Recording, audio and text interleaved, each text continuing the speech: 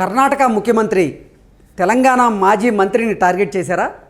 Social media వేదికగా చేసుకొని సిద్ధరామయ్య కేటీఆర్పై వ్యంగ్యాస్త్రాలు ప్రయోగించారా అంటే అవుననే సమాధానం ఇస్తున్నారు కొంతమంది రాజకీయ విశ్లేషకులు.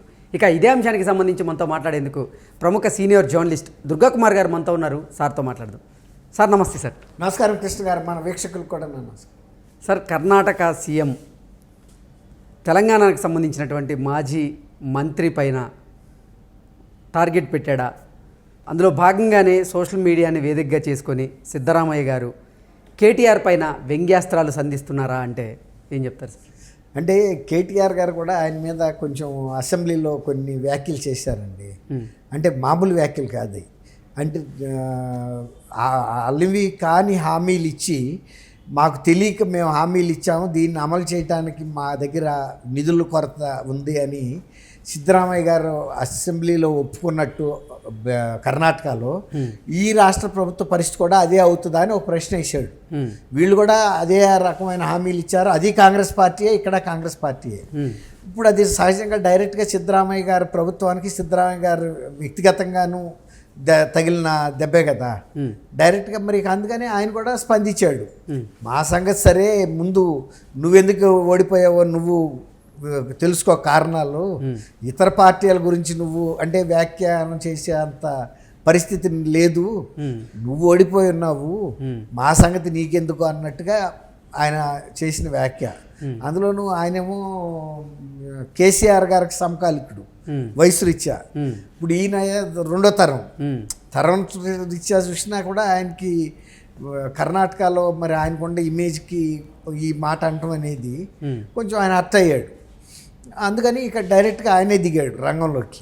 మామూలుగా అయితే ఎవరన్నా వేరే మినిస్టర్స్ ద్వారా మాట్లాడిస్తారు. ఈయన మాట్లాడింది ఆయన వ్యక్తిగతంగాను అసెంబ్లీలో మాట్లాడాడని ఒక డ్యామేజింగ్గా అని ఉండొచ్చు కూడా, అది నేను కాదని అంటలేదు. ఓకే, కాబట్టి ఇప్పుడు ఎవరైనా తప్పు ఒప్పుకోరు కదండి. మా సంగతి తర్వాత మాట, ముందు నువ్వెందుకు ఓడిపోయావో రీజన్స్ ఎత్తుక్కోమని చెప్పటం అంటే టిట్ ఫర్ టాట్.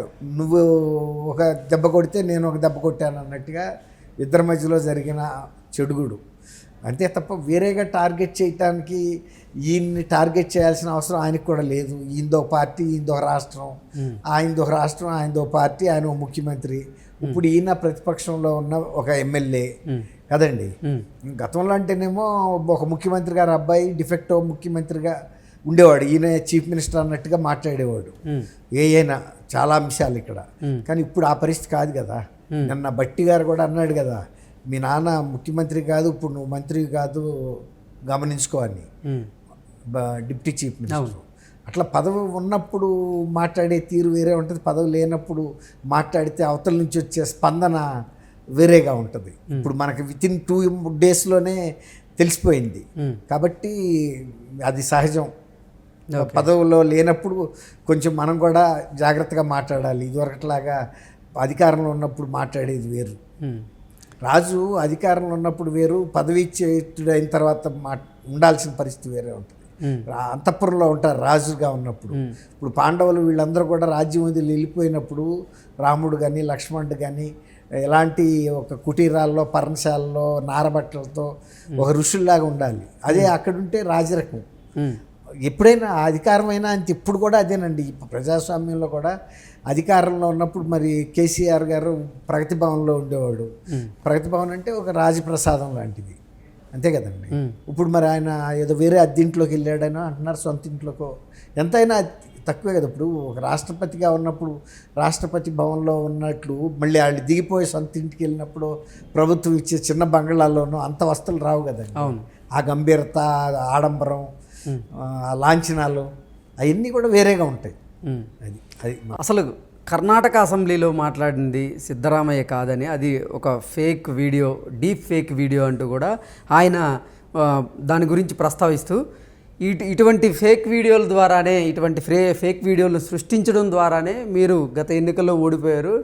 అసలు మీరు ఎందుకు ఓడిపోయారో మీరు ఒకసారి ఆలోచించుకునే ప్రయత్నం చేశారా?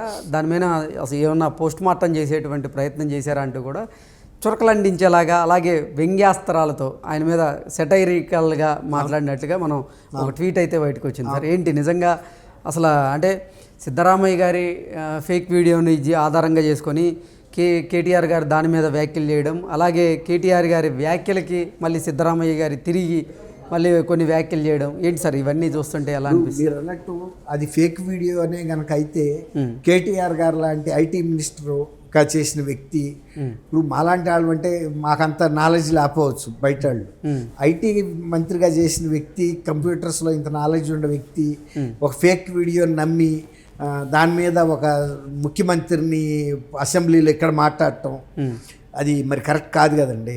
ఇప్పుడు అందుకనే ఆయన చెప్పాడు, అసలు మీరు ఇంతవరకు మీరు ఇప్పుడు ప్రతి వాళ్ళు ఎవరైనా ఓటమి జరిగిన తర్వాత సమీక్షించుకోవటం అనేది ముఖ్యం. అసలు ఎందుకు జరిగింది ఈ పొరపాటు, ఎక్కడ జరిగింది, దాన్ని సవరించుకోవడానికి ఇప్పుడు నుంచి ప్రయత్నం చేయాలి కదండి. అందువల్ల ఆయన అందుకనే అంత సూటిగా ఆయన కూడా ప్రశ్నించాడు, అసలు మీరు ఫస్ట్ మీ సంగతి మీరు చూసుకుని మీ ఓటమికి గల కారణాలు ఏంటో బయటికి చెప్పండి, సమీక్షించుకోండి. అందుకని మీరు ఇతర ప్రభుత్వాల మీద విమర్శలు చేయటం తగదన్న ఇదిలోనే టోన్లో ఆయన కూడా మాట్లాడాడు. మీరు అన్నట్టు ఫేక్ వీడియో అయితే మరి కేటీఆర్ గారిదే తప్పు అని అనుకోవాల్సింది. ఎందుకంటే సరైన ఆధారాలు లేకుండా ఏదో దొంగ ఆరోపణలు అయ్యి, అంటే అట్లాంటి ప్రచారం, దాన్ని ఏమంటారు, అసత్య ప్రచారాలను నమ్మి దాని మీద వ్యాఖ్యానిస్తూ అనేది కొద్దిగా ఇబ్బందికరమైన ప్రశ్నే కదా. కాబట్టి ఇక అసత్య ప్రచారం మీద ఎవరైనా కొంచెం 1-2 సార్లు కన్ఫర్మ్ చేసుకోవాలి, అంత పెద్ద మాటలు మాట్లాడటం. ఓకే సార్, సోషల్ మీడియా వేదికగా ఒక రాష్ట్ర ముఖ్యమంత్రి గారికి, అలాగే మరో రాష్ట్రం సంబంధించినటువంటి మాజీ మంత్రికి ఇలా వార్ జరుగుతుంది, కోల్డ్ వార్ లాగా. దీంట్లో రేవంత్ రెడ్డి ఇన్వాల్వ్ అయ్యే అవకాశం ఉందా అంటే ఏం చెప్తారు? అంటే అవకాశం రేవంత్ రెడ్డి ఇన్వాల్వ్ అయ్యి ఈ సిచ్యువేషన్ని కూల్ చేసేటువంటి పరిస్థితి ఏముండదండి. అసలు ఇప్పటికే కూల్ అయిపోయినట్టే. ఎందుకంటే ఈయన అనాల్సింది అన్నాడు, ఆయన అనాల్సింది అనేసాడు. ఇక దీన్ని గెలుపుకునే అంత అవసరం 2 రాష్ట్రాల ఆయన ముఖ్యమంత్రికి లేదు, ఇక్కడ శాసనసభ్యుడిగా ఉన్న హరీష్ రావు గారికి కూడా లేదు. కాబట్టి ఆయన రేవంత్ రెడ్డి గారు ఇందులోకి అయితే ఇంటర్వ్యూని అవ్వడం ఇది సమసిపోయినట్టే. ఓకే, సో సిద్ధరామయ్య గారు అయితే ఆయన మేము చేసినటువంటి వ్యాఖ్యలకి అయితే తిరిగి జవాబు చెప్పాడు, ఘాటైన సమాధానం ఇచ్చాడు. ఇవాళ కూడా ఆయన మరి ఇప్పుడు ముఖ్యమంత్రిగా ఉండి ప్రజల ముందు ఆయన తెల్లముఖం వేయాల్సిన పరిస్థితి వస్తుంది కదండి ఈ సమాధానం చెప్పకపోతే. అందుకని ఆయన సమాధానం చెప్పాడు, ఫేక్ వీడియో. దాన్ని కానీ సార్ అంటే అసలు నిజంగానే ఆచరణక సాధ్యం కానటువంటి హామీలు ఇచ్చారు తెలంగాణ రాష్ట్రంలో గతంలో కాంగ్రెస్ పార్టీ. ఇప్పుడు అధికారంలోకి వచ్చిన తర్వాత వాటిని అమలు చేయాలంటే కొంచెం తడబడుతున్నారు అనేది కూడా కొన్ని వార్తలు బయటకు వస్తున్న నేపథ్యంలో అంటే అది ఫేక్ వీడియో అయినప్పటికీ కూడా దాంట్లో ఉన్న సమాచారం దగ్గరగానే ఉన్నట్లుగా అనిపిస్తుందా, అలా మనం భావించవచ్చా అంటే ఏం చెప్తారు? అంటే ఆయన ఇంకో మాట కూడా అన్నా అండి, అట్లాంటి ఫేక్ వీడియోల ద్వారానే మీరు కింద మనం ఓడిపోయారని కూడా చెప్పాడు. మరి వీళ్ళు అట్లాంటి ఫేక్ వీడియోలు సృష్టించి వాడిన సంగతి మరి ఆయనకి ఎంత నాలెడ్జ్ ఉందో మనకు తెలియదు బహుశా. కాబట్టి వీళ్ళు అట్లాంటి దాటి మీద డిపెండ్ అయ్యి ఓడిపోయారనే మాట నర్మగా అది గమనంలోకి తీసుకోవాలి మనం. అక్కడ ఒక మాట అన్నాడు.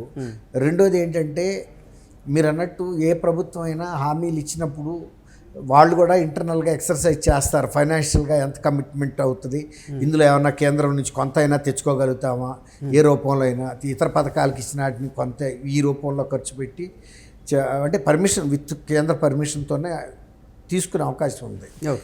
మీరు ఇచ్చిన పథకం ప్రకారం కాకుండా మేము ఈ రకమైన వెల్ఫేర్కి ఉపయోగిస్తామని అట్లా కొంత అవగాహన తెచ్చుకోవడానికి ప్రయత్నిస్తారు. బహుశా నేను అనుకోవటం ఇప్పుడు రేవంత్ రెడ్డి గారు కలిసిన సందర్భంలో కూడా ప్రధానమంత్రి గారితో ఆ సహాయం అడుగుతాడు రాష్ట్రానికి సంబంధించిన. Okay okay sir, thank you Krishna గారు, మన వీక్షకులకు కూడా నమస్కారం.